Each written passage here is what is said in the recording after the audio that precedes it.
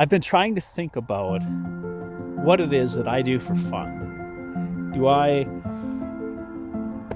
have any hobbies? I was talking with my wife the other day about it. Do I have hobbies? And I thought to myself, no, I don't have any hobbies. I don't have any that I can think about. I've got a rock collection and some shells and stuff like that, but I never touch them, and I never make an attempt to figure out what kind of shells they are. I just take them and put them in a box and save them for 10 years, like many other people. We all have our shell boxes. We all have our rock boxes. And we all have our old coin boxes that we've picked up coins or monies from around the world and tossed in a box, and we'll share with our kids for, decades to come.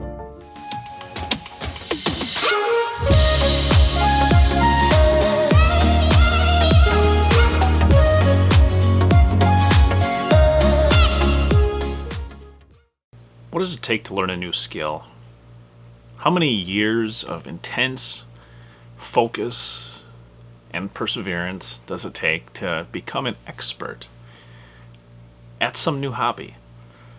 My life is pretty boring. I get up, make coffee, have breakfast, put on my big boy pants, and get on with my day. Waking up, dark 30 is what we would call it in the military, and getting ready and pretty much being out the door by about 5 o'clock in the morning. And that proceeded with a regular 8.5 hour office day or so. And by the time I get home, with all the travel time that I had for the career that I was in, I'd get home at about 5:30, 6 o'clock in the evening. And to some people, those kind of 12-hour days, 11.5-hour days or so are normal. Well, then as soon as you get home, you've got dinner, kids, and all these responsibilities. I would be willing to wager that there's a lot of people who today wonder what it is that will fulfill them. I think my first woodworking video that I've seen was actually from Odin's Beard Woodworking. I won't be starting off nearly with that level of expertise. In fact, I have never once whittled anything or anything like that. I've got a treat for you. I have picked up a small woodworking set. This is actually a set of carving tools. It's a basic set of like 12 tools. Then I also took myself 3 little pieces of wood that I cut out, and I'm just gonna make 3 simple little carvings. I'm gonna see if I can improve the quality of each of these projects that I want to do. This is going to be the very first time that I've ever even really picked up a woodworking tool. Let's get started and take a look and see what we've got going on here. So what I've got here is just a small package of wood carving tools and my coffee. We'll see what this cheap set of tools has. This is from Shafe, which it's made in China. Not surely where it's designed or anything like that, and so let's see here. These bags, I kind of wish they would, use some kind of ecological type friendly bag with these instead of those, but so just a little thank you card. Let's see. Yeah, well, anyway, there's a little card again.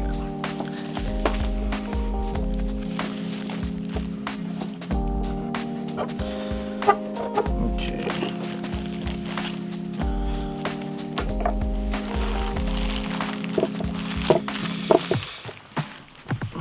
Little felt bag here, and it looks like each of the pieces are, there's 12 pieces here, and it looks like each of them have their own pouch.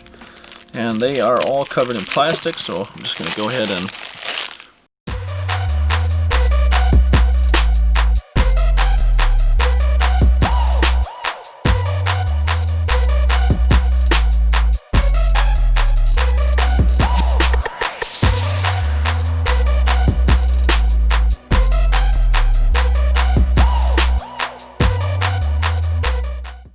okay.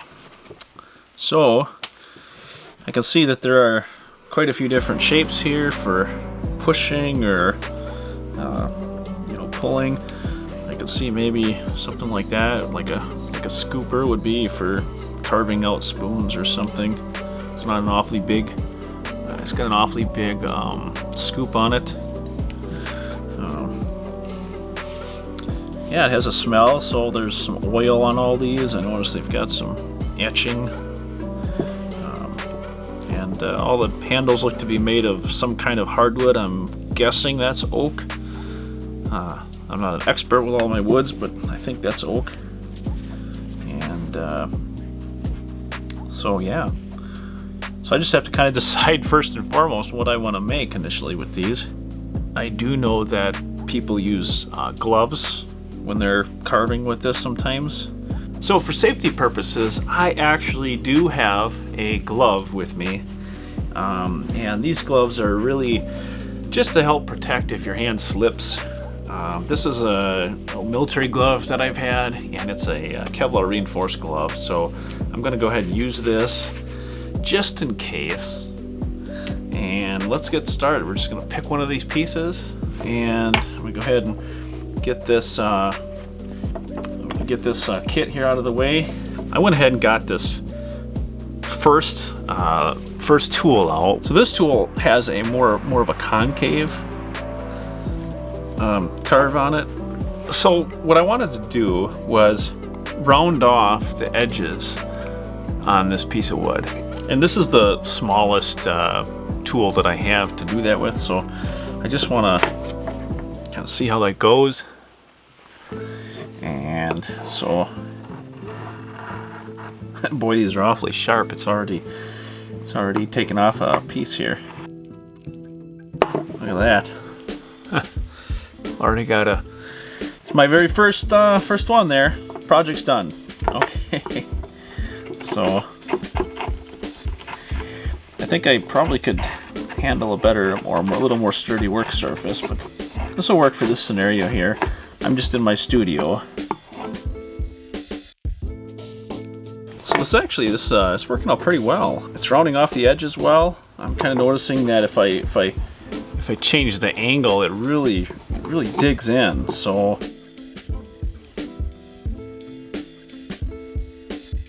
I'm gonna keep my angle pretty well out because I don't want to dig it in so far. I can see why people use gloves when they're doing this kind of stuff, because it wouldn't be very difficult to slip and poke it right on through your finger, which that'd be awesome.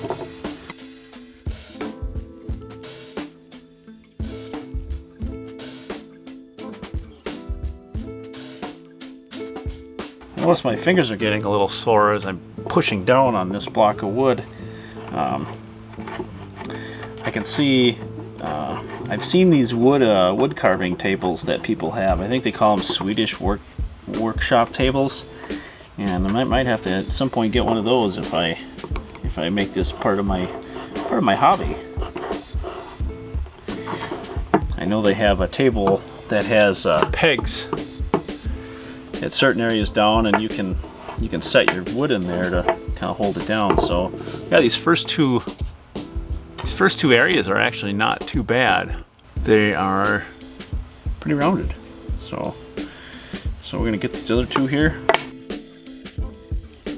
Now this isn't any sort of high quality pine by any means.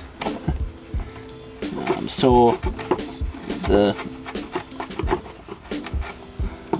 with having any sort of knots in the wood obviously would impact your ability to carve off a piece of this. So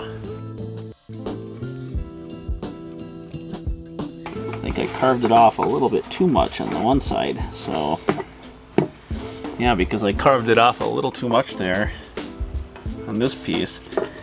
It's I don't want to go too deep with it. So I think I'm going to get a flat. Yeah, so this other one here is just a flat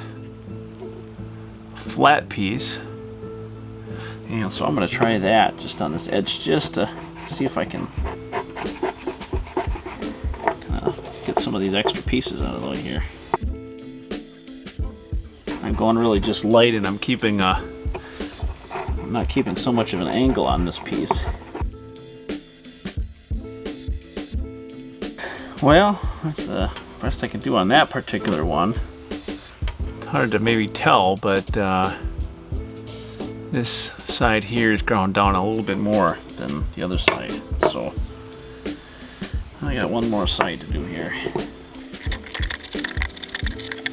As you notice, I'm kind of picking up speed a little bit. I don't know if that's a good thing, so that is yet to be seen if speed is is a good. Usually with any sort of woodworking I've ever found is that if you go too fast, that's when you usually make mistakes. So I'll keep her a little slower here. I had wanted to start a new hobby for a long time, and I had actually gone around to some of the Amish stores to see if I could find tools like this, and they really never had them available for sale. So when I got the opportunity to finally start doing something like this, I did some research on these particular ones, and it seemed like they had some decent reviews. There certainly are some better quality ones out there, but then the cost goes up substantially. I was actually pretty surprised at how expensive starting a new hobby could be. So these are really a small cost to kind of get your foot in the door, so to speak, from what I understand. I want to say these are about 50 bucks. Or, I'm sorry, $90 I think is what it was for this set here. So, seems to be doing okay, but I didn't do so well on that one. Now that one's really flattened out, and so anyway, my goal with these was just to get these rounded off so that the edges wouldn't be so sharp.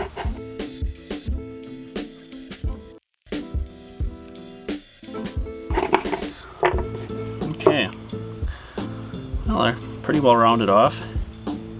I don't feel any square movement down there anymore. So that's the start of it, I guess. Go ahead and just push these off, all these shavings. So now, what am I going to do with this? I think what I want to do is, I want to make a little carving that says Thrive down the side of one of these. Or maybe all of them, we'll see how it goes. But I think the first way that I'm going to do this so that I know what I need to carve is I'm just going to get a marker. So I'm kind of debating on whether I should use a thin marker or a little bit thicker of a marker. I mean, this is a fine point, but this one is much finer. We're going to kind of see how this goes when I write this down. We're going to use this one. I think it's going to soak into the wood though. I think so. So you know what? I'm going to use this smaller one instead. I just have to kind of decide on which side I want to have up here. So we'll start with here first.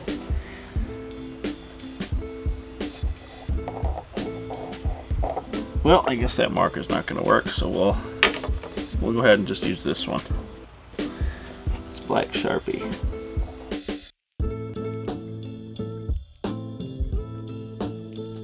So that's kind of my motto, is Thrive.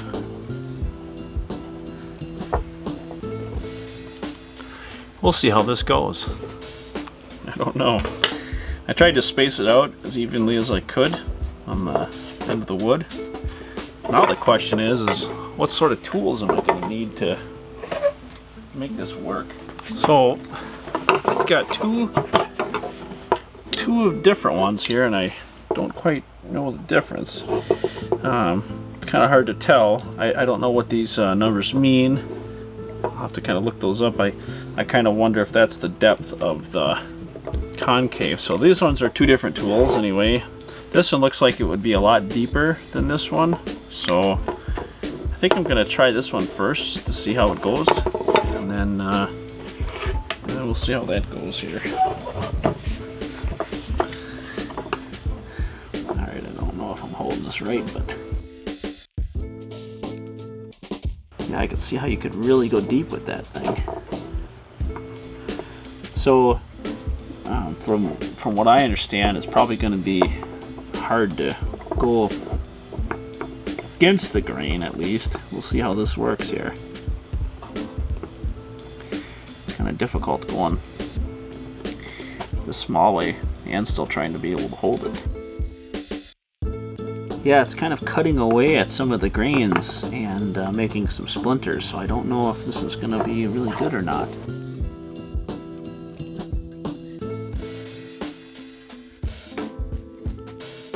Well, kind of hard to see probably on that, but there's a T in there anyway.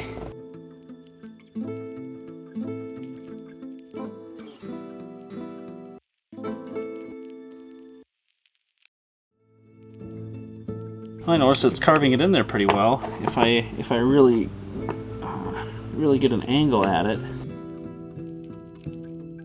I notice the deeper I go, the wider my my letter is. So I'm gonna have to be really careful with that. I don't know how deep I want to really go with this.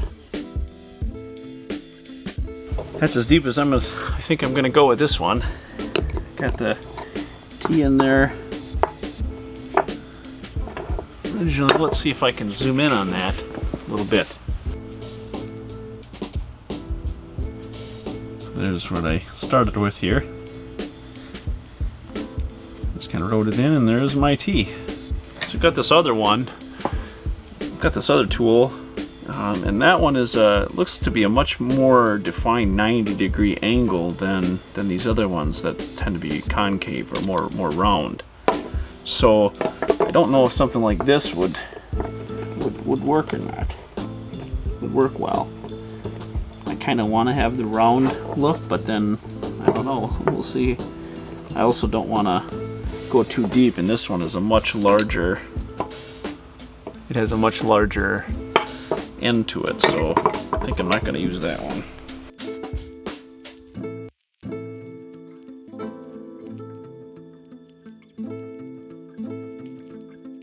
Well, at least I noticed that when I'm doing this, if I rock my carving tool while I'm trying to make this H, if I rock it, I end up getting a lot of like fine cuts in there. But if I just go one solid smooth scoop, then it seems to be rounding out pretty well.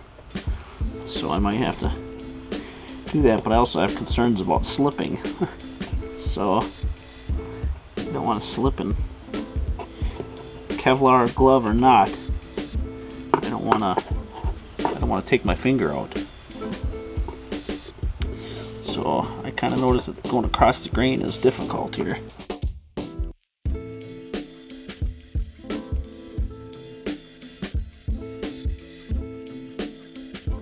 It looks like I got my T and my H kind of connected here.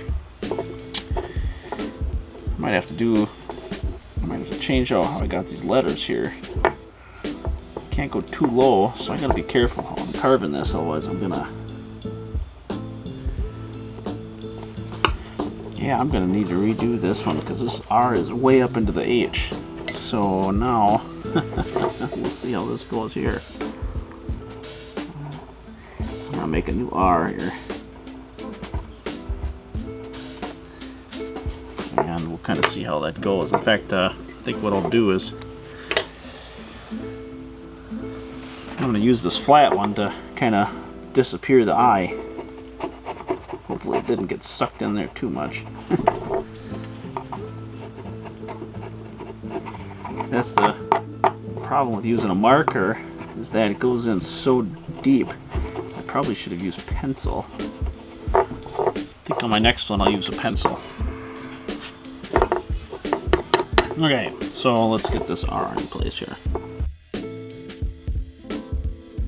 A little harder, I think, because I have to make a round. The R needs to be rounded, so the other two, the T and the H, were all straight cuts. So now I gotta think of how to do this.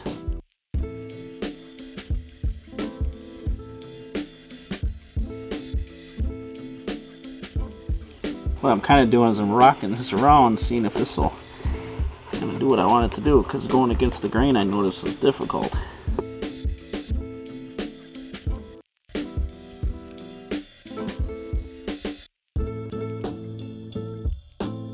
Well, T, H, R. The big problem I think I've already run into is I've already gotten this one gooped up. This one's not going to work very well because I can see THR and my R is more than halfway. I still have an IVE to do. I'm not going to have enough room. This piece has been ruined. But overall, I got it rounded. My practice piece. Very first piece. So as you can see, I got started with my T, did my H, and then I did my R, but I don't have enough room left for an I. I'm actually a whole letter off. And I think that may be because of the depth of this particular tool.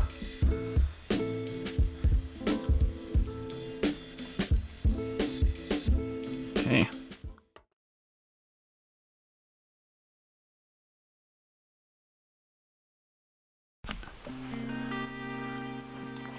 Okay, so I did have my batteries die, so I noticed my lettering. Finally got the lettering just right, but this one here didn't quite work out. I didn't quite keep the same size, so this one I just kind of wrote out and it seemed to be pretty even. So we're gonna just try it, and I don't know how well this tool is gonna work because I don't know if this is more of a hammer and chisel style or if I can just kind of press it in there. So I want to try to maybe hold this in.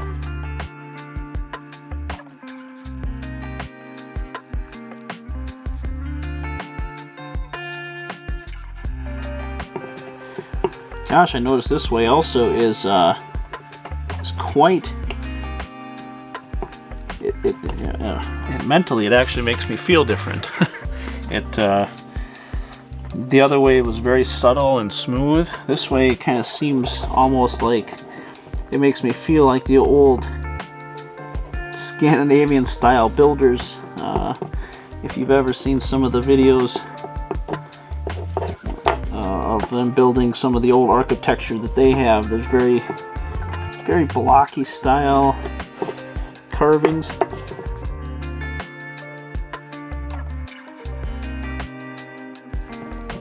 I think I'm kind of using two different methods here right now. One, I'm using a kind of a gouging method, and the other one was more of a prying method. I don't know what they call that, but it certainly seemed like that's what the case was. I seem to feel like I have more control anyway with this method to do it this way.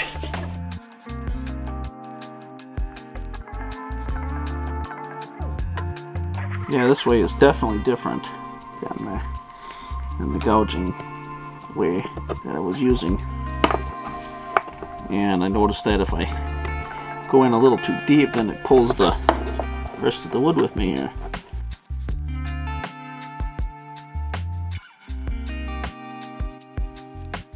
See, I'm kind of pulling off the splinters, I noticed, if I do it this way. I'm sure there's going to be some professional woodworkers potentially seeing this, and they're going to say, oh, he's doing it all wrong. And likely so.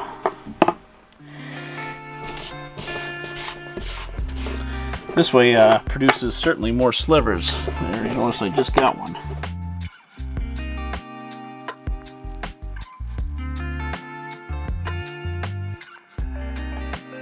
Alright, so I've got my H. I think it's working out quite a bit differently, actually. We'll do a comparison afterwards, but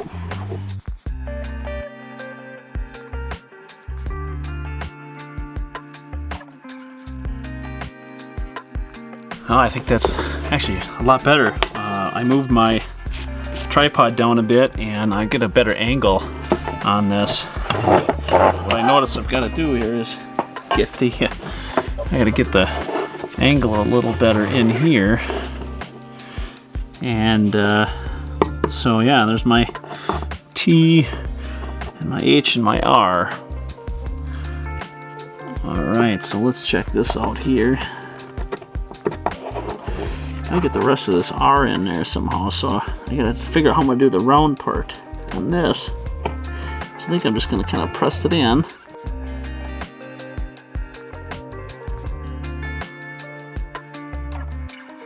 I notice this way is not as, I don't want to say it's not pleasant, but it's not as fluid. So it almost feels like a bit more rigid using it this way, like kind of more stern. I don't want to say it's not pleasant, but it's, I don't know if anybody that does these kind of crafts feels or kind of reflects on things that they're thinking when they're working, but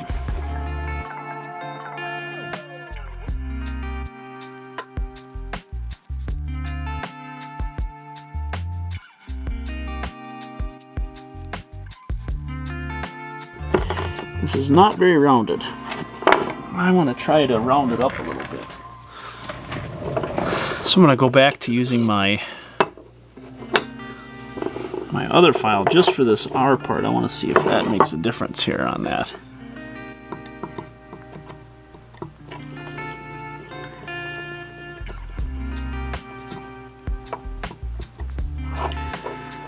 Well, it helps me round the R, but it doesn't allow me to really get in there, and so I gotta go back to this.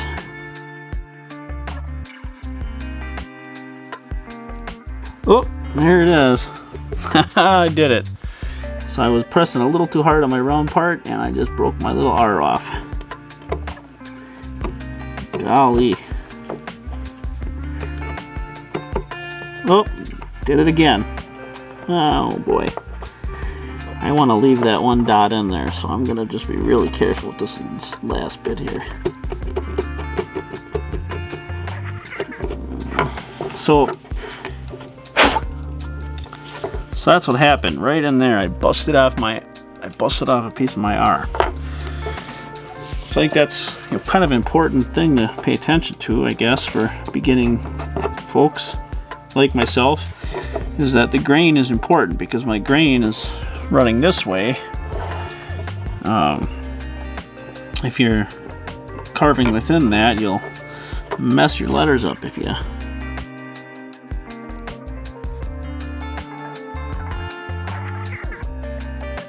Well, I could say one thing. Squared work on this sort of chiseling tool is much better. If you're doing more of a boxy kind of letter, anyway, it seems like this works pretty well. If you're going to be more, I don't know what style they would call that for. I don't know if there's a style difference between rounded, people that do more rounded work, or people that do more square work for this. I'm still debating on whether this is considered carving or not. So we got the eye out of there. The middle part just came right out because it's with the grain. So if you're cutting against the grain, it's a little more difficult with the square one.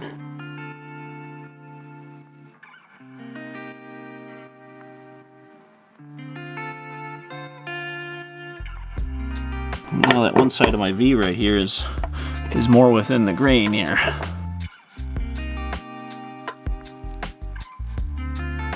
Well, there it is. My V. Gosh, I'm really not happy with my R.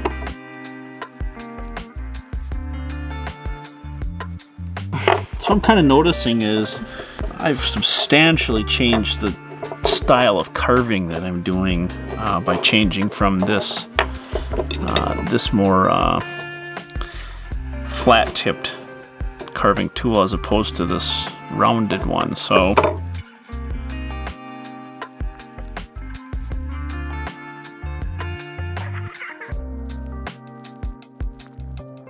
I kind of remember in grade school when we were used to write our letters, the letters you'd have to write the bottoms first, because I recall even they would say, like, if you did your Y, and I always have a tendency to do my top part of my Y first, and that would be considered incorrect when I was in middle school, because or elementary school because it would fall down if you did the top first. So you had to do the bottom part first, and then the top part. That's how we were taught. But I'm a rebel, so I just did it the way I felt comfortable. I'm nervous about this middle part going this way because I'm now with a grain, and if I mess up here, I have a feeling that I'm gonna break off this bottom part of my E here. So I'm gonna try to be really careful in here.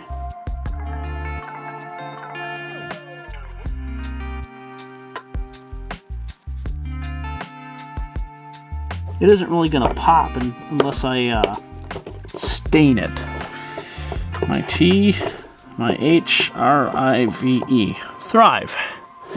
Driftless Thrive. Anyway, I think that one turned out a lot better than the first one. So, as you can really see, my Thrive is fully on here. I made it. And then on this one, that R is what really got me on this one, is that I did it way too big. I just noticed also that it's a completely different method between using these two carving tools to do this. So anyway, there it is. I wanted to just do a really quick inject into this video.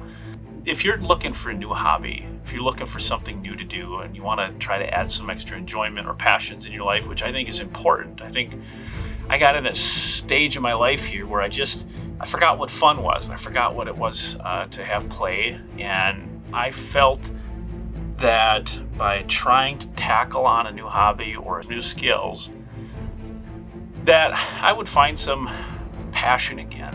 And that's why I'm doing this video. All right, let's do it.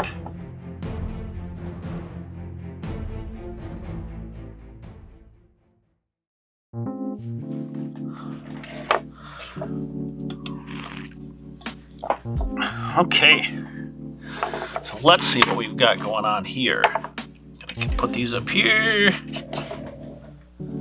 Okay, I really liked how this particular tool rounded off the edges, so we're gonna start with that first this time on this third piece. Look at that, just got right in there on a grain.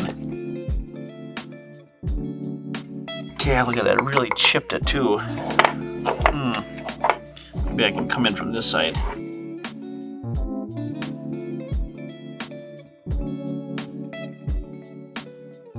Yeah, the grain on this particular piece of wood I notice is really on there, so it's going to be a very defined round corner on this particular side here. I notice I can fix the rounding of it a little bit, but then in here I'm certainly going to have an indentation.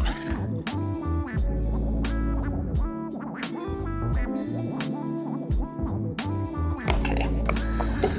Well, that's how that one went. I don't know if it's because I was too fast on that or not. Oh boy. Not working out. This piece isn't working out as well as I thought. I thought the third time around would be very smooth. The grain must really be different on this piece of wood. So, substantially different. Yeah. God, I got that whole side ruined. Not happy with that. So, well, I'm going to continue trying to do these other sides, but I'm going to try to do just a little bit less.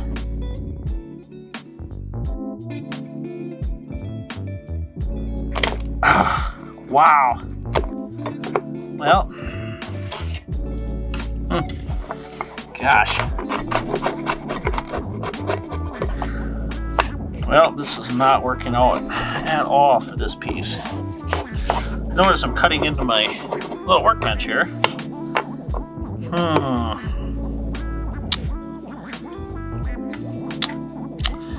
don't know if there's much I can do with that.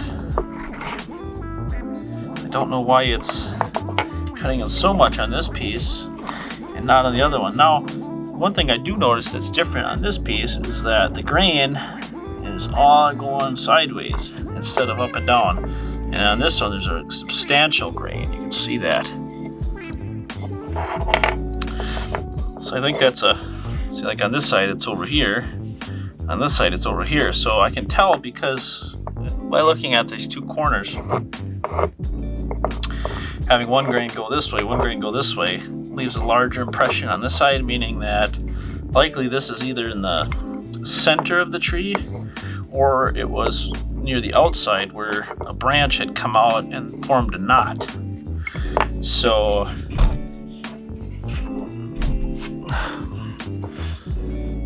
because of how the grain is on this one, that's why it's really, this one's becoming much more of a challenge. And I know that if I look at that side, it's probably gonna break that whole piece off when I do on this one here. At least it's, yeah, see, look at that, it's really catching. Yeah, see?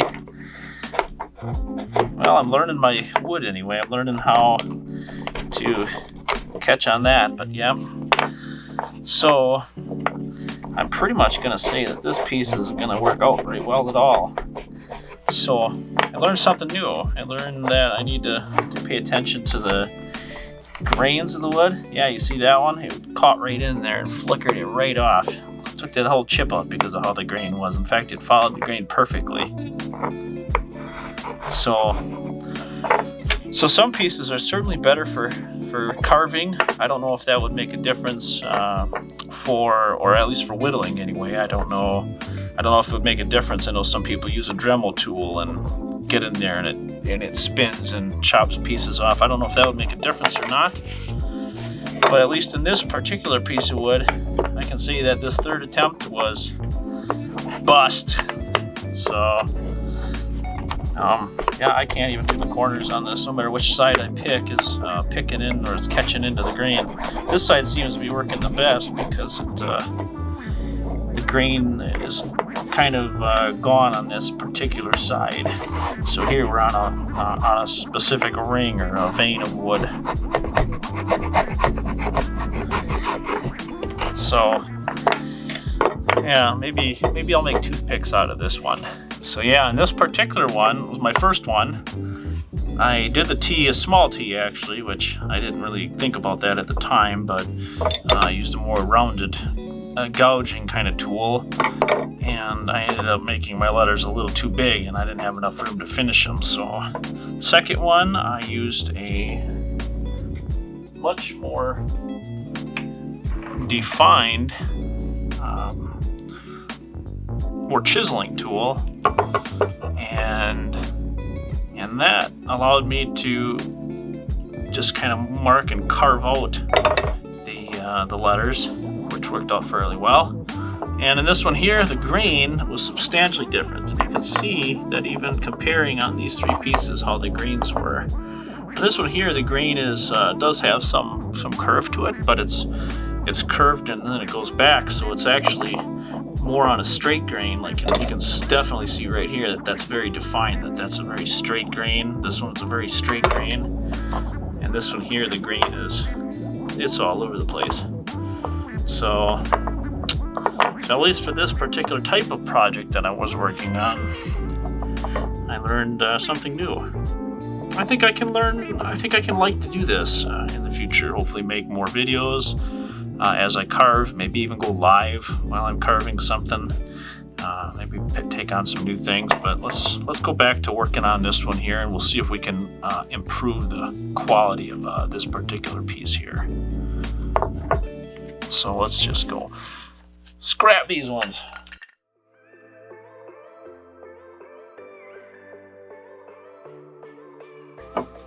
I'll keep my round tool out. I'm gonna kind of bring my more small gouging tool, if that's what that's called, and then I'll also keep this more flat one here. And this is when I'm gonna use to kind of erase my old lettering on the back of this one. I think in the old days this was their eraser. It was a chisel.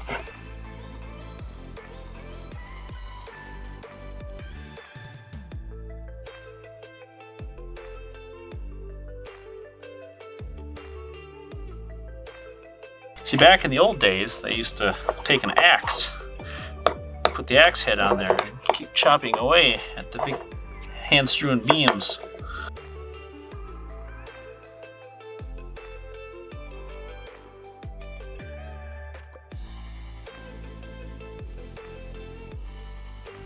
So what I want to do on these now that I've got these all carved out, I want to just see if I can get in here a little bit better with this round one and round these out a little bit. I kind of like the look of a round chisel better, I think.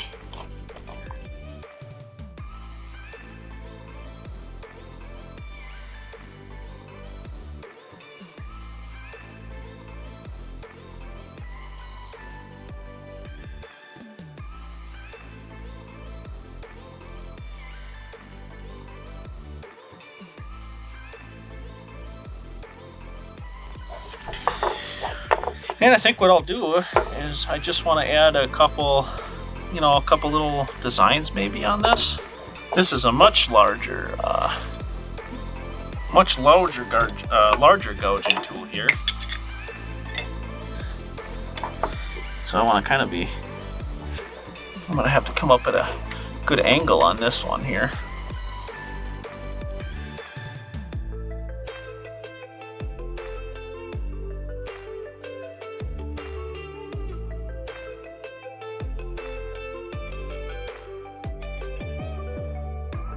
Yeah, just to add a little shape to it, get a little character.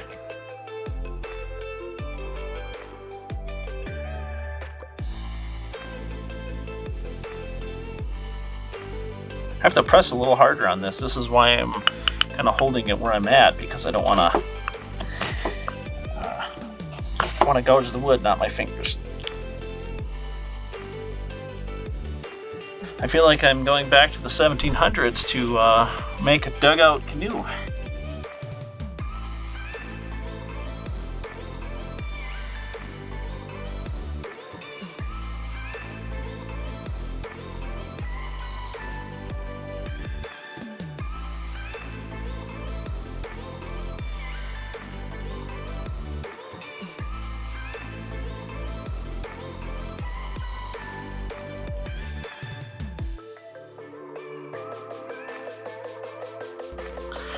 Yeah, I kind of like that.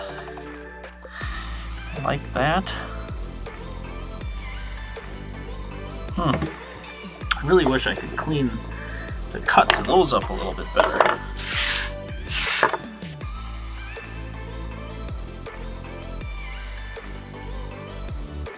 Anyway, I'm gonna go and grab some sandpaper, and that way I can just sand the corners down on this. Went got a 40 grit. And I got an 80 grit, and then this is about an 800 grit sandpaper. So I'm gonna see what this will do.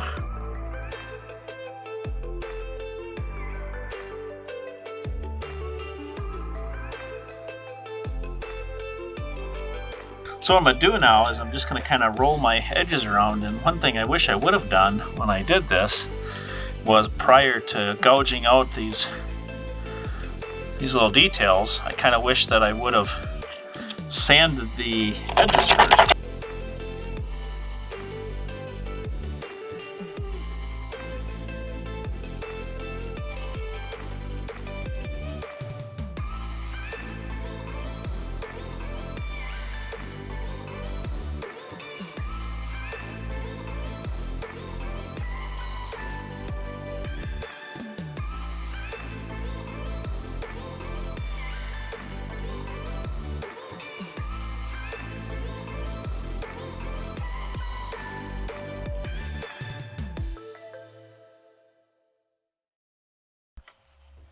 Yeah, feels okay.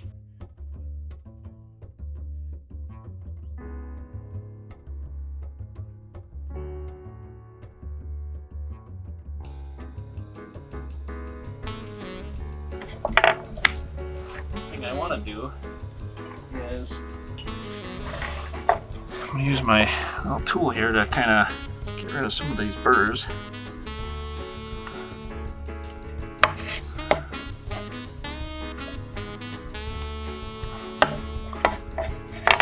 So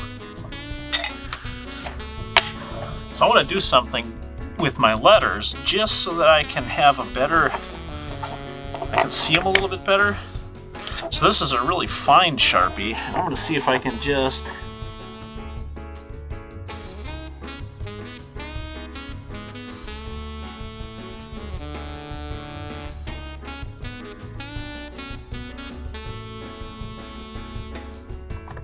okay, and there it is.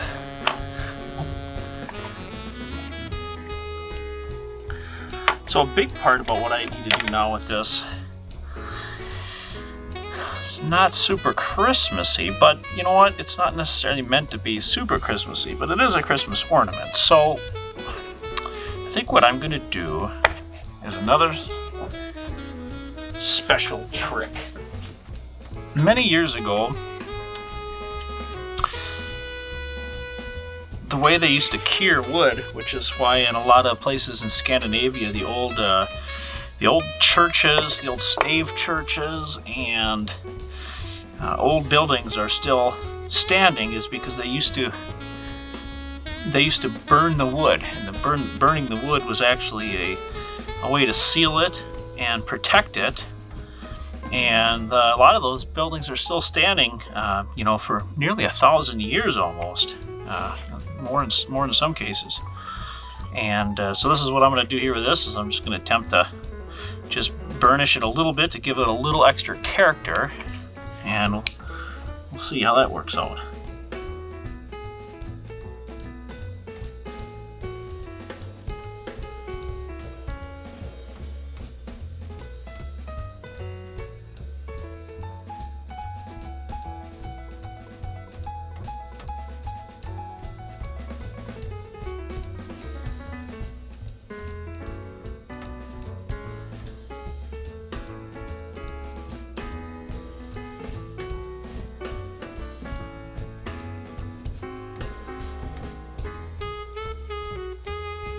Alright, get down to the nitty gritty here on this, just the end. Okay. It leaves a little bit of soot, so I'm just gonna use my glove to rub it a bit, polish it, and there it is.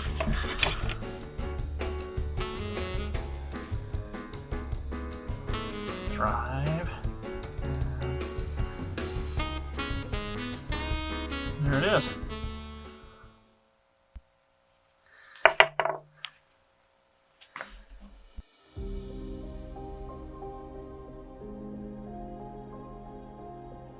Hello, and thank you for joining me for this small project of creating a holiday trinket. What I learned along the way was that somebody with skill that have done this sort of thing for years, that there's a level of mastery or a level of skill that's involved that can't be really taught in a book. My initial perception was that I could just go in and carve it away, and that my logical brain thought that, well, I'm smarter than a fifth grader when it comes to this stuff. Now, I've seen some fifth graders that can knock my socks off when it comes to this sort of project, so I know that that's not true. But I will say that some of the things I learned, like, when I was dealing with the wood grain issue, I know about wood grain because I come from a fifth generation logging family. And I've spent my fair share of time out in the woods, not so much in my adult days, but when I was younger, and my early adulthood I did a little bit. So knowing about wood grain, it's not the same as knowing how to work with it. We learn things as we go forward, and thinking about some of the old ways that they used to preserve wood, I knew that because of old history videos and such, and I thought that it would add a nice flavor to this particular project at the end, and I was right. I think it turned out pretty well. And so I didn't even think about the gouges when I first started the project. I just knew that it needed something else. I think originally I was thinking that I would write some letters on 4 sides of this and call it good, but I think with how I've got the holes drilled, and once I get some string on there and wrap it around the Christmas tree, it'll look great. So I think my perception was that, I had more respect. I learned to gain more respect for those who have artisan skills. And so I hope to do this in the future. Hope to turn this into a regular hobby. I don't have very many, and I used to have a lot back in the day. But now that I'm here in my old adult years, those hobby times are getting slimmer and slimmer. So this carving kit worked pretty well, and I will leave a link down in the description of this video for this particular carving set. This is not a sponsored video, and I thought overall, right out of the package without any sort of additional work, I think it worked pretty well for at least this small project that I was doing. And so anyway, if you like it, leave a comment, let me know what you liked about it, and tell me how I can improve. So thanks a lot for watching, and I hope you guys have a great day.